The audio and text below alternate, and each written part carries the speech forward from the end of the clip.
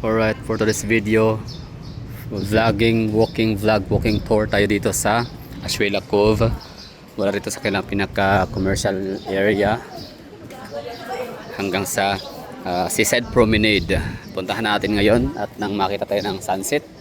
May sunset pa sa lugar na to dito, parang wala naman siguro, no? So, tingnan na lang natin yung hitsura ng dagat at ng isla ng Samal kapag gantong oras. So, sa mga timbahay dyan, nasa bahay lang nila, mga nasa tindahan, nasa mga negosyo, nasa lang opisina, wala kayong oras para makapunta dito sa Davao City, downtown area, wala kayong oras na or panahon na magpamasyal dito sa Ashuela Cove. So, ako nang bahala sa inyo, pula kayo dyan. So, latest update ho tayo dito. April, first week of April or second week of April 2026, Ashuela Cove. Anong araw ngayon? Weekdays, di ba? So wala namang pasok na, wala nang mga elementary high school, no? Tapos na closing. Kaya kita nyo dito medyo maraming mga bata. So ganda ng lugar kasi na to. Hindi siya nakasawang balik-balikan, hindi siya nakasawang pasyalan, puntahan at i-vlog. Kasi nga napaka peaceful ng lugar, kalmado, napaka hayahay, no?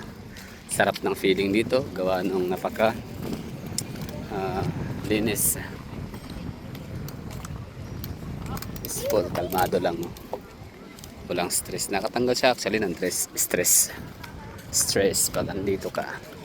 So what more, no, kung ano na tayo sa Seaside Promenade. So walk tour tayo dito, walk tour sa may Ashuela Cove, from this commercial area all the way to tabing dagat, Seaside Promenade.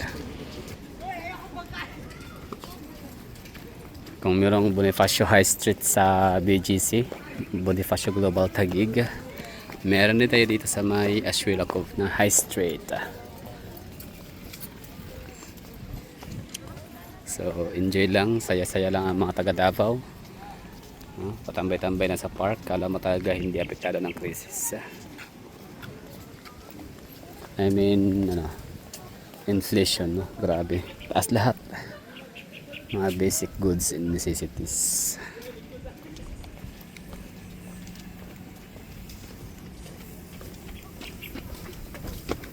Well, at least kahit ganun man kahit ganun yung sitwasyon sa Pilipinas. So, no-exempted ang Davao City, mga taga Davao, pero kita nyo, kuha pa rin namin na mamasyal, i-maintain ang mga physical fitness, mental health ng bawat isa dito na makikita ko ninyo sa video.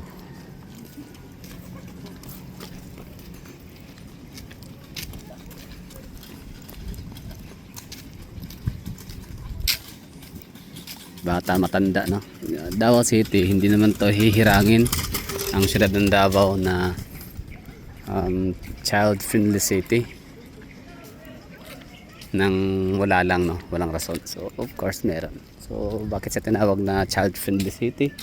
Kasi nga kahit saang lugar ka sa Davao City magpunta, mayroon kang makikitang bata, except sa mga bear house, bawal bata dyan. No minors allowed. Pero yung mga ganito, plaza, park, dagat, simbahan. So kita mo rito yung mga parents, no, ng mga batang maliliit na napaka-confident na magbitbit ng mga supling somewhere, anywhere, na mga public places. So kita nyo to dito, since update to, no? So ito yung bagong ganap pala dito na area. Tingnan niyo yung mga damo, naglalampas na kasi meron na siguro lang i-develop na naman ulit dito na maaaring condominium, eskwelahan, hospital, ano ba, pwede dito tindahan, no? Hindi natin alam kung anong itatayo dito sa portion na to dito, pero at least meron tayong kuhang footage na document natin na ganito pa yung hitsura. Vacant space pa siya or vacant lot. Ano vibes din file? So ito yung ano ha, itsura ng Ashuela Cove ng Davao City. So sa mga nagtatanong dyan kung saan to banda, matatagpuan to dito sa may ano lang, intersection ng Castillo Street and GP Laurel Avenue. So sa mga matagal nang hindi nakabalik sa Davao City, ng mga Davaoenyo for example, kayo ay 20 years nang nasa ibang bansa na ninirahan o ibang rehiyon sa Pilipinas, pero familiar, nakapunta na kayo dito dati sa area na to. Ang pangalan nito is Alcantara. Ano siya, Alcantara, yung para mga plywood, mga kahuyan. So ito yung parang ano nila, ano ba tawag dyan sa ganong establishment, yung gumagawa ng mga kahoy, plywood, mga ganyan, wood basta. So Alcantara, di ako sure kung plywood, lumber, I don't know, basta kahoy. Sa mga hindi nakakaalam, ang Alcantara is yan yung ano, may-ari ng Alsons Company, Alsons, Alcantara and Sons, parang ganun. Sila yung may-ari ng Aldivinco, Alsons, Alcantara Development Incorporated. That's why tinawag siyang Aldivinco. Yung Aldivinco is yung sikat na souvenir shops or mga souvenir shops yun. Hindi ka pwedeng umalis sa Davao City kung ikaw ay dayo na hindi ka makadaan sa Aldivinco para bumili ng mga malong, mga batik-batik, malong, mga jewelries, accessories, mga souvenir items na mayroong kinalaman sa Davao City. So yun, Aldivinco. So ngayon wala na yung Aldivinco sa kanyang kinatatayuan sa may Simrecto corner Rojas Avenue. Dinimolish na siya. Pero bago pa man siya dinimolish, nung sinarado talaga yung pinaka Aldivinco shops, nailipat sila sa may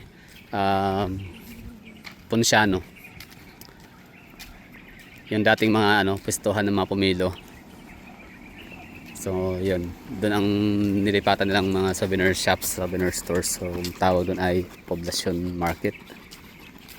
Yung may kalabaw na basta Poblacion Market, search nila sa Google Maps na lang, Poblacion District, Poblacion Market.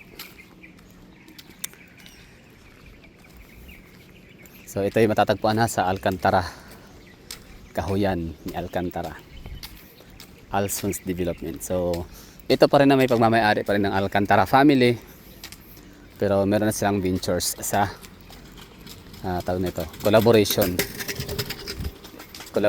or business partnership or business ventures or joint ventures, just business ventures with Ayala Land Corporation. Ang galing, no? Mula doon naglalakad tayo dito, 8 minutes na. So, 'di ba, advisable or advice talaga sa bawat tao na maglakad at least 10 minutes a day.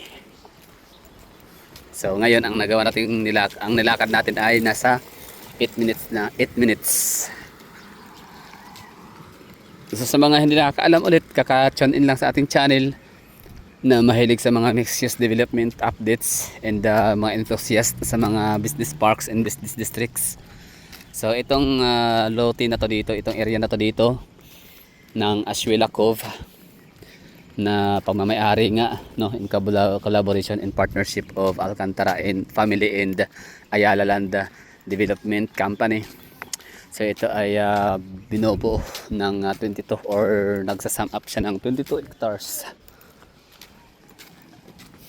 na mixed-use development projects nila, condominiums, mga residential, no. Tapos meron silang itatayong hospital daw dito, and yung Ayala Mall naman ay sure na yun, sigurado na yun na magkakaroon dito. So yung eskwelahan naman, hindi pa sure kung anong eskwelahan itatayo rito or kung magkakaroon ba talaga sadya. O yung ano naman na hospital, parang St. Luke's, tapos yung ganun, very sure. Basta ang importante, eto, sure na to, nabili na. Ito, dinevelop na nga siya. Hindi nga lang ganun kabilis, hindi siya ganun karapid mag-develop itong Ayala as far as I observe.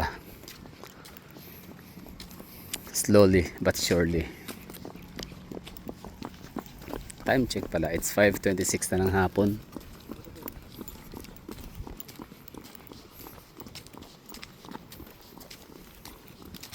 So itong Ashuela Cove ay nakaharap siya, facing sa may Island Garden City of Samal.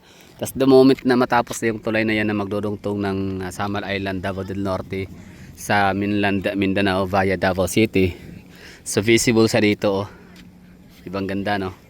So dagdag attraction yan, no? Magiging iconic ang lugar na to dito time na matapos na yan. So as of this very moment, yan muna ang nakatuwa. Natutuwa ako sa sarili ko dahil nakuhaan ko siya ng footage, na document ko siya nang ganyan pa ang kanyang hitsura. Hindi pa siya fully develop yung tulay, hindi pa siya fully materialized. Diba? Enjoy lang mga taga Davao, ganyan ang buhay namin dito pag may sapat na oras. Ayan, dito walking, jogging sa Ashuela Cove. Ayala Land Company in partnership of Alcantara family.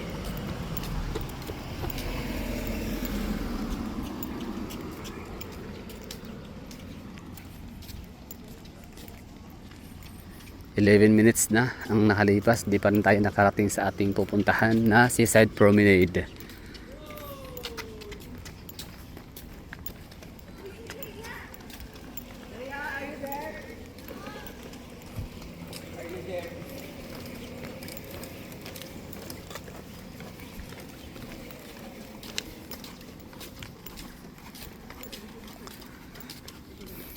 Alright, no? Galing. Okay, tatawid na tayo dito para tutunguhin na natin yung pinaka-attraction nilang Seaside Promenade.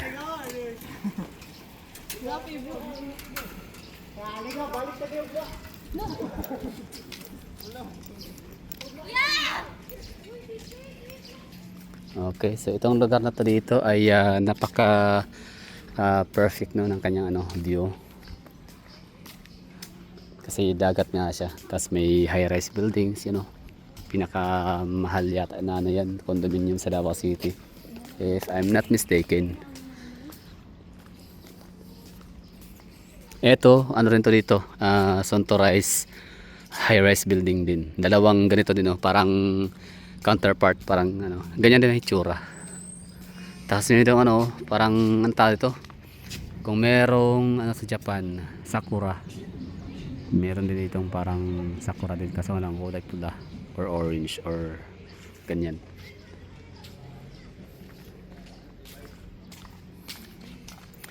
So ito pa lang Seaside Promenade na to dito, ma-access mo kapag meron kang avail na at least 500 pesos.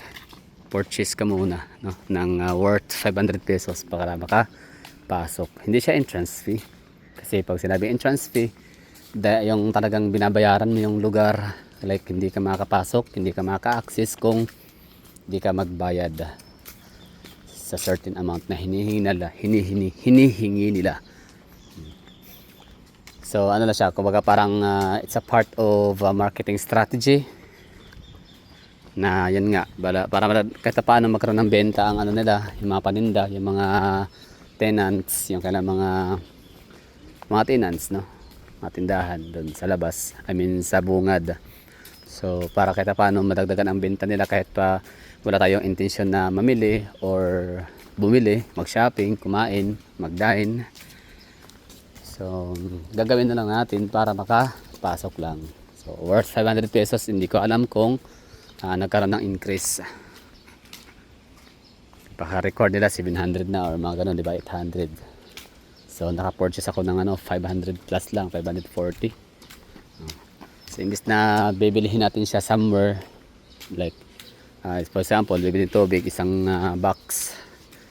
So yung tubig na yun, supposedly bibilhin ko sa SM Lanang, pero dahil nga sa gusto kong magpahangin sa Seaside Promenade nila dito, so dito na lang ako bibili sa Ashuela Cove, di ba? So in that point, yan ang tinatawag na marketing strategy. As tulong na rin, no? Basta lang, marketing strategy, gano'n, no? Para ma-expose, ma-promote yung lugar nila, papuntahan. So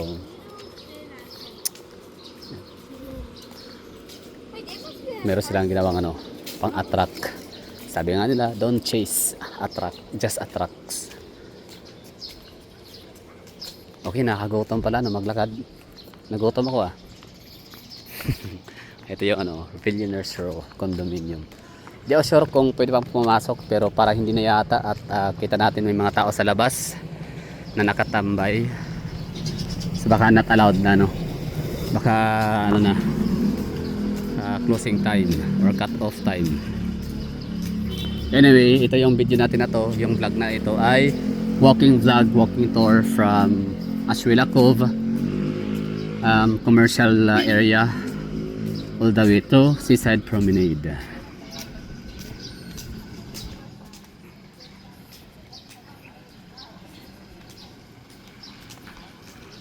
So ito, nakapasok tayo.